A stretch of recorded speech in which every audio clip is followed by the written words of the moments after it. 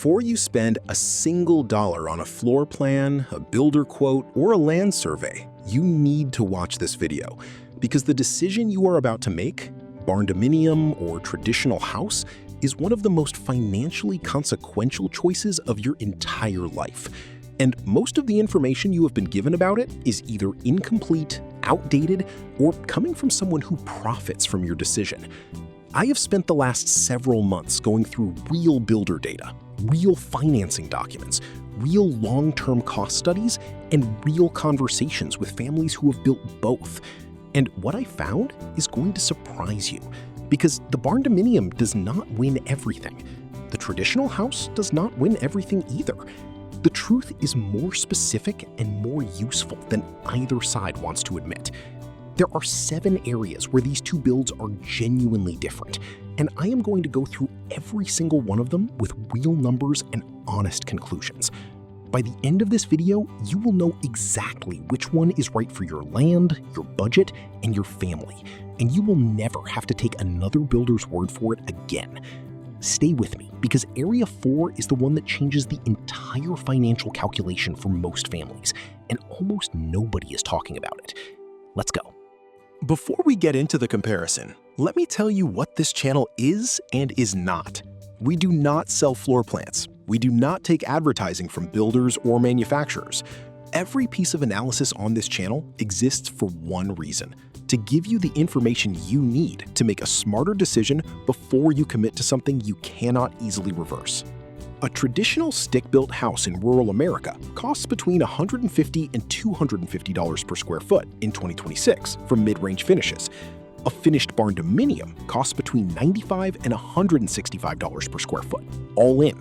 On a 2,400 square foot build, that gap can be anywhere from $30,000 to $200,000, depending on your finishes, your region, and your builder. That range is exactly why this comparison gets so confusing, because both numbers are real. They just apply to completely different builds in completely different circumstances. So let us stop talking in averages and start talking in specifics.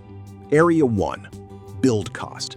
And I mean the real number, not the shell cost, not the kit cost, not the number on the manufacturer's website that does not include labor, foundation, electrical, plumbing, HVAC, insulation, drywall, flooring, kitchen, or bathrooms.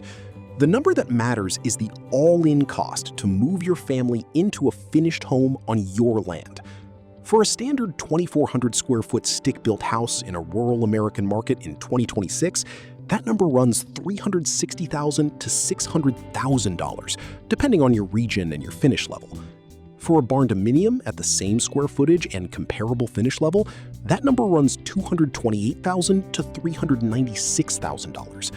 The Barndominium wins on build cost in most markets. But here is the number nobody shows you alongside that comparison: the financing cost. Because if you cannot get a 30-year conventional mortgage on your Barndominium, and many buyers cannot, the difference in monthly payment between a portfolio loan at 7.5% and a conventional mortgage at 6.5% on a $250,000 loan is over $150 a month. Over 30 years, that is $54,000.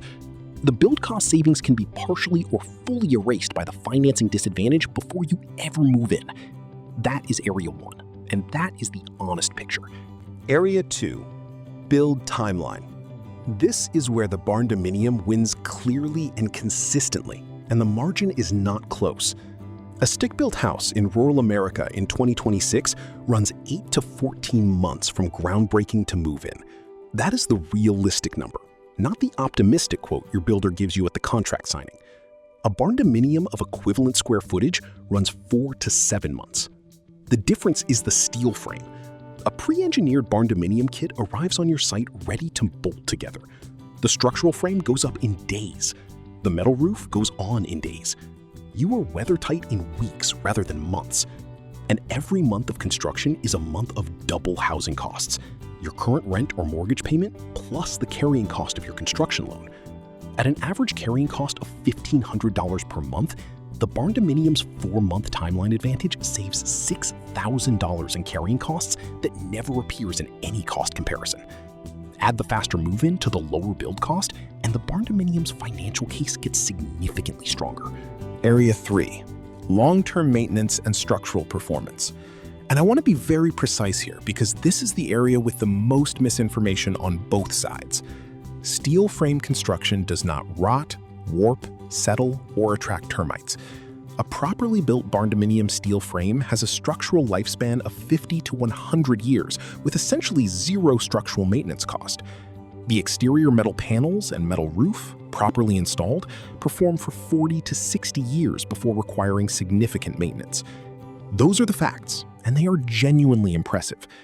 But here is what the Barndominium content space consistently leaves out.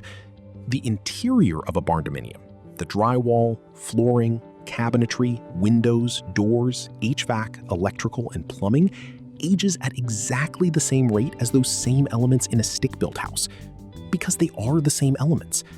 The steel frame does not protect your HVAC system from aging. It does not protect your roof from hail damage. The maintenance cost advantage of a Barndominium over a stick-built house is real, but it is substantially smaller than most Barndominium content suggests. The honest estimate is that a Barndominium saves approximately $1,500 to $3,000 per year in structural maintenance over a stick-built house, not the $5,000 per year figure that circulates in this space.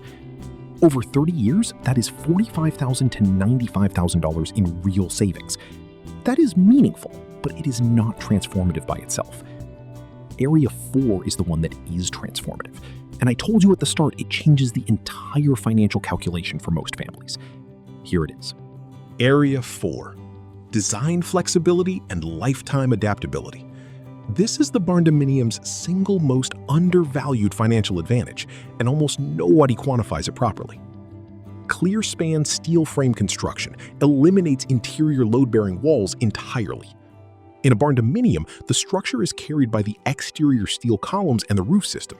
The interior is a completely open canvas.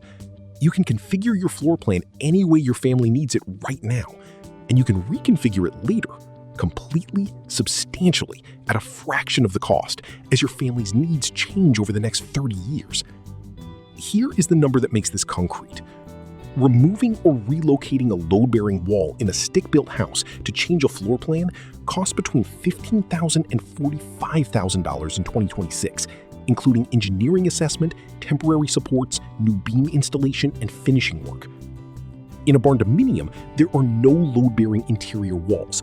The same floor plan change costs $2,000 to $8,000 in partition framing and finishing only. A family that needs to convert a bedroom to a home office to an in-law suite, an in-law suite to a rental unit over 30 years might make 3 to 5 significant floor plan changes.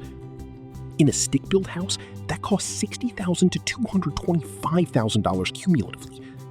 In a Barndominium, it costs $6,000 to $40,000 for the same changes.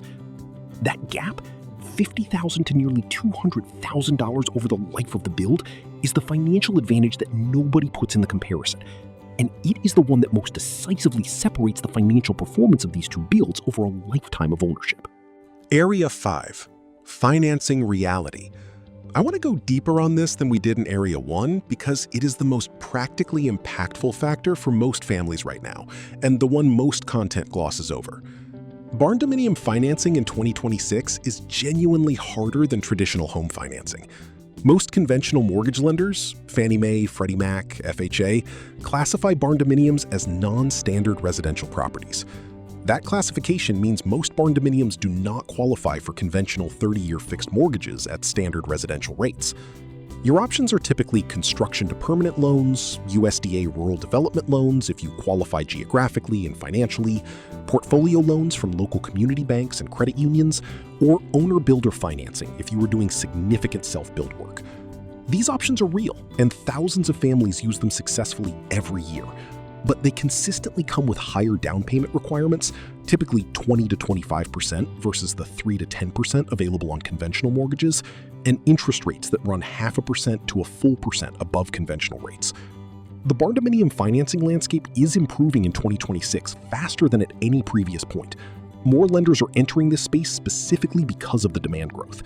But if you are planning to put less than 20% down, or if conventional mortgage qualification is essential to your build plan, the traditional house has a real and honest financing advantage that needs to be in your calculation. Area 6, Resale value and market reception. This one depends almost entirely on where your property is located, and I am going to give you the honest market-by-market picture rather than a single national answer.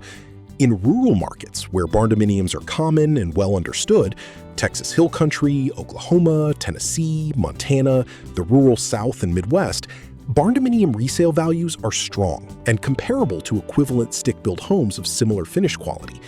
In suburban and semi-rural markets, where barndominiums are less common, resale is more complicated. Conventional buyers in these markets often have difficulty obtaining financing on barndominium properties. The same conventional mortgage restrictions that affect buyers also affect the next buyer of your home. A smaller buyer pool means longer time on market and potentially lower sale prices. This does not mean you should not build a barndominium in a semi-rural market. It means you should know going in that your exit strategy may be more limited than a conventional home in the same location. Area 7. Quality of life and daily living experience. This is the one that is hardest to quantify and most important to get right. Families who build barndominiums in the right configuration, clear span open plan, high ceilings, large glass, courtyard or wing-based layouts, consistently report a quality of daily life that exceeds what they had in conventional homes at the same square footage. The volume, the light, the flexibility, the connection to the outdoor environment that the barndominium's geometry enables, these are not marketing claims.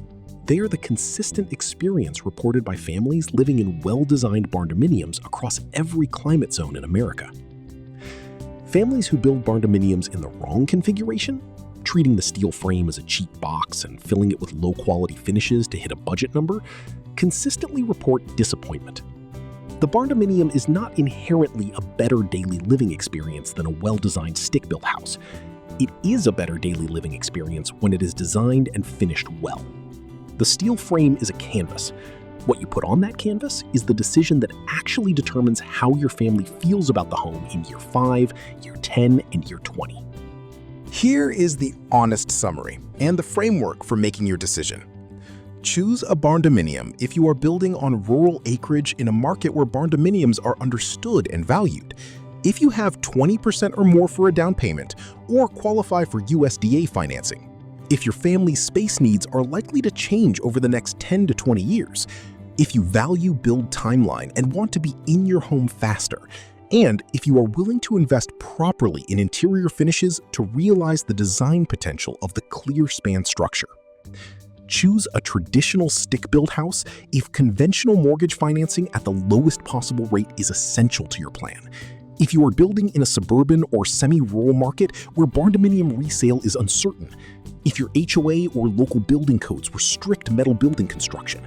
If the traditional residential aesthetic is genuinely important to your family or your neighborhood, or if your plan is to build and sell within 5 to 7 years rather than own for the long term. Drop a comment right now. I want to know where you are in this decision. Barndominium, traditional house, or still deciding, and what the single biggest factor is driving your choice. Drop your state and your situation and I will respond personally. If this gave you something real, like it. Share it with whoever is making this decision alongside you. Subscribe for more content that goes this deep. See you in the next one.